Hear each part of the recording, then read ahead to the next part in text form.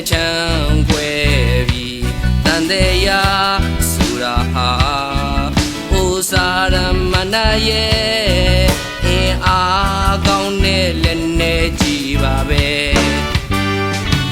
တန်တရားကြောင့်ဘဝရှိမှန်ချက်ပြေရတယ်တန်တရားကြောင့်ယုံကြည်ခြင်းတို့ဝေလွင်ပြေတန်တရားကြောင့်ဒုက္ခပါကြီးလည်းပြေတော့မယ်တန်တရားဆိုတာဟာဥစားရမနာရဲ့အင်းအားကောင်းတဲ့လက်နဲ့ကြည်ပါပဲတန်တရားနဲ့ယဉ်ဤသူဟာဘူပန်ခြင်းနဲ့လုံးထွေနေမှာဘယ်တော့မှသူ့ဘဝမပြောမှာသိကြတယ်တန်တရားနဲ့ဝေဝေလေးกว่าစင်ရင်ပြီးတော့ရှိတန်တရားဆိုတာဟာ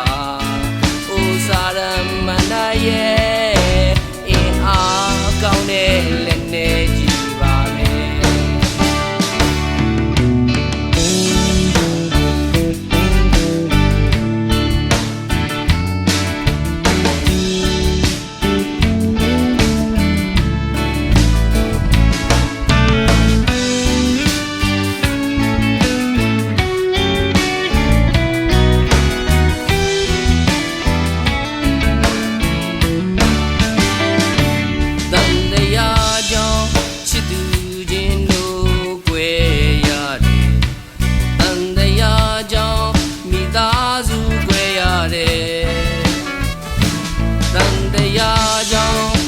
တင်းတော်ကြီးလည်းနှချမ်းခွဲ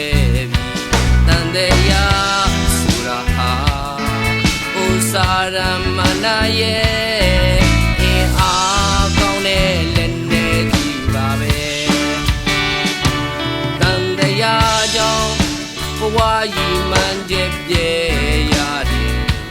တန်တရားကြောင့်ယုံကြည်ခြင်းတို့ဝေလွင်ပြေ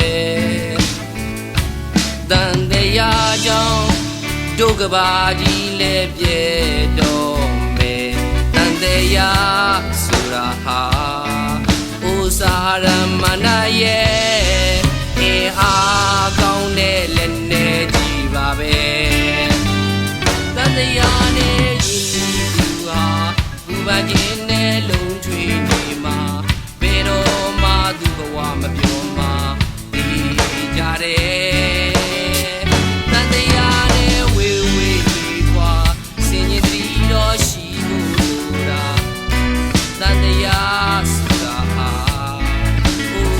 ရမနာရဲ့အင်းအားကောင်းတဲ့လက်နဲ့ကြည်ပါပဲ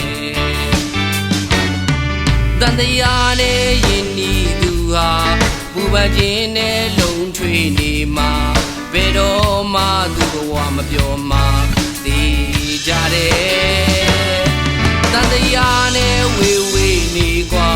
စင်ရင်တတိတော်ရှိဖို့လိုတာတန်တရားဆိုတာဟာဥစားရမနာရဲ့